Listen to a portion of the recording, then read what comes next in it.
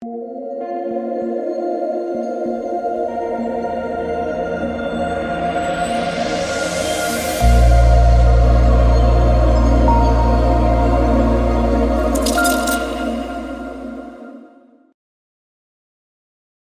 are back. The NBA season. I know it's only been gone for a week, All-Star break, but it feels like it's been a lot longer. So I'm excited to get right back into it with NBA DFS slates every day and hitting Prizepicks every day. So in this video, guys, we'll be talking about a couple player props I like for Thursday's slate. If it's your first time watching, my name is DK. I cover content for Prizepicks, NBA DFS, as well as for XFL DFS.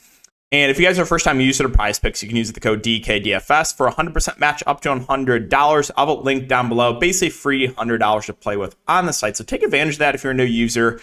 And recapping last Thursday's plays for NBA. Come on, man. You can't keep doing it, right? How does it keep happening? How? Went 4 for 5. One miss, got hooked by Conley. He had so many assist opportunities that people botched if you guys were watching that game. Should have hit that. That was extremely tilting. I think he had 3 assists in the first 6 minutes and ended up not hitting. But that was frustrating. That was very, very frustrating. It was still a great day, but man, so close to the full sweep. And then for XFL, had a great week over there in Prizepicks week 1. Basically, I just hammered all the unders. There was so much uncertainty. This is what I posted on Patreon. I went 12-4 overall, but they posted touchdown props for some running backs and wide receivers.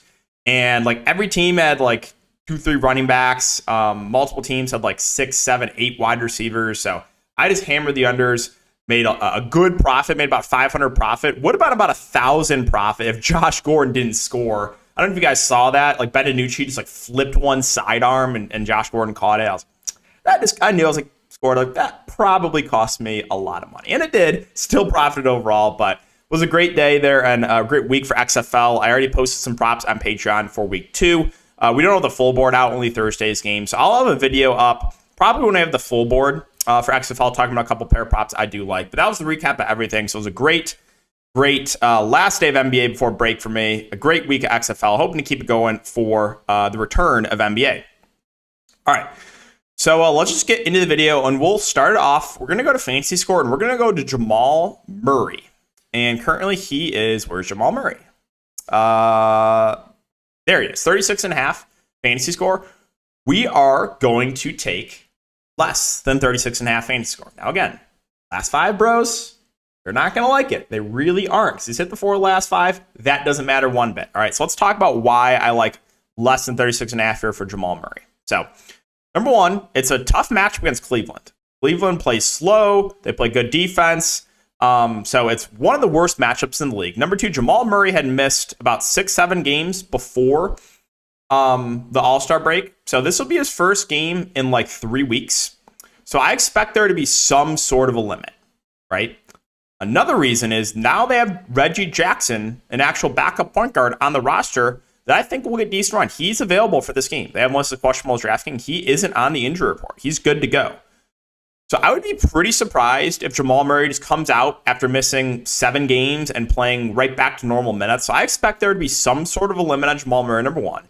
It's an awful match against Cleveland. And I expect Reggie Jackson to be involved and then want to see what they have in Reggie Jackson. For all those reasons, we're going to take less than 36.5 fantasy score here for Jamal Murray. Now, the second one, we're going to go to rebounds. I'm going to give you guys 2 options here. I'm going to say, all right, it depends on what you think happens in the Spurs versus Dallas Mavericks game. Now, this one's really tricky, right? Because if you take a look at the over-under, it is it's a 235 over-under, but it's a 13.5 point spread Dallas are favored by.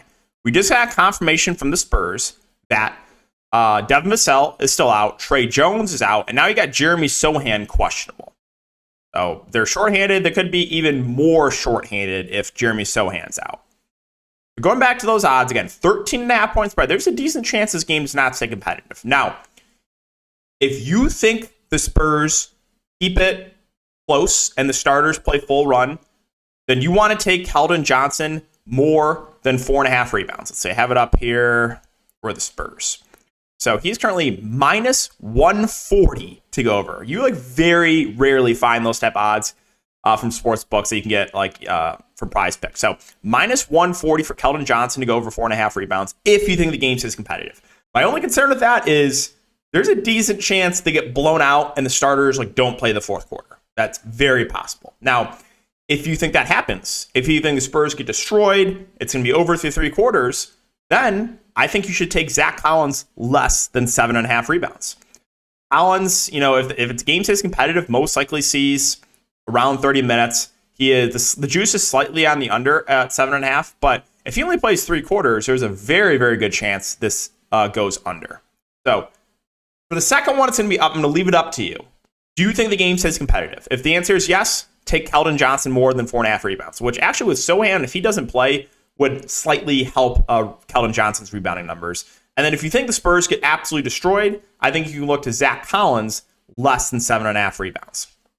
And with a game like this with Dallas and the Spurs, I'll have another video for just kind of like strategy, but you can take a lot of unders in this game and kind of hope the game blows out, right? You can pair a lot. Like I've won some good money by building a quote unquote blowout slip. So you can go that route if you want to, but again, I'm gonna leave it up to you. The second one, whether if you think the game is competitive, take Keldon Johnson more than 4.5 rebounds. Juice is heavily on the over. If you think they get destroyed, take Zach Collins less than 7.5 rebounds. So those are going to be the picks for today, guys. If you have been enjoying these Prizepicks content, just make sure to like, subscribe, hit the notification bell. Keep an eye out for the XFL video too. I saw multiple people in the comment section after the video said they hit 6 pick Prizepicks slips. They hit all 6 from my XFL video. So that was amazing to hear. That puts a big smile on my face when you guys are winning big money. So again, keep an eye on the week 2 XFL video. I have that up when the full board is out. But other than that, really appreciate all support as always. Good luck, and we'll see you all in the next video.